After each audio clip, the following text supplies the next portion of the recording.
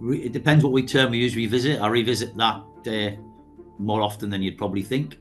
But to actually sit in front of somebody and tell the story from start to finish wasn't a pleasant experience, but it's something that I needed to go through, and because it has been too long, and this was a good time. My life's very different now. 53, I was in my early 30s then, so I'm at a different stage now, and I think I just needed to start talking about those finite details because it's so difficult. So as far as reliving it, I relive it more often than not.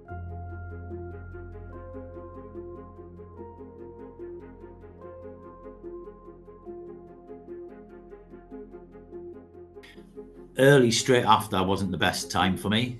I had a lot of issues in the first year to year and a half. It wasn't really going well for me.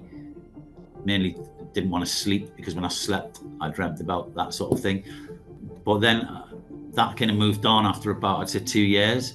And then you start making sensible decisions and realizing that we have a set amount of energy. We don't have endless amounts of energy. And how you choose to use that energy is down to you. And if you're using some of it for negativity, anger, being annoyed, you could flip that around and use that same energy to love somebody, feel more emotional and be joyful, rather than those things. But what you can't do is use the same amount of energy for both of those things. So there's a trade-off. And it was just about that, I think. I wasn't a troubled individual. I wasn't, angry with life. I just knew that there was areas of my life I could just try to make a bit of a flip. If I'm less annoyed at that and I get less angry at that, I can be more positive about that, and I can love more people in that way.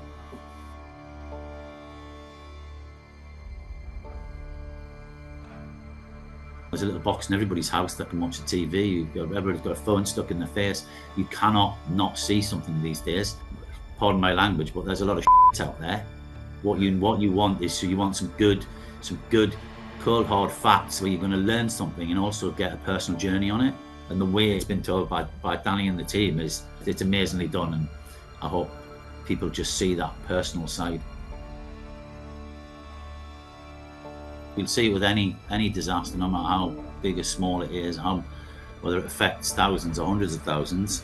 We're all just people at the end of the day, and we'll react to it. So the fact that what I went through is some of the stuff I went through is captured in footage, and then my testimony isn't captured.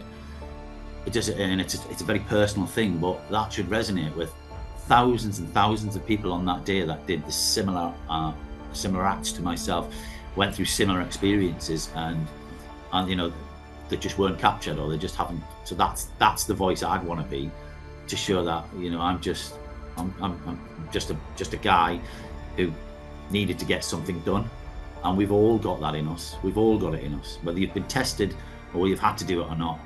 Just sort of maybe take something from. We've all got that resilience, to stand up at some point when you've been hit, get back up. I think that's the bit I want people to take from it.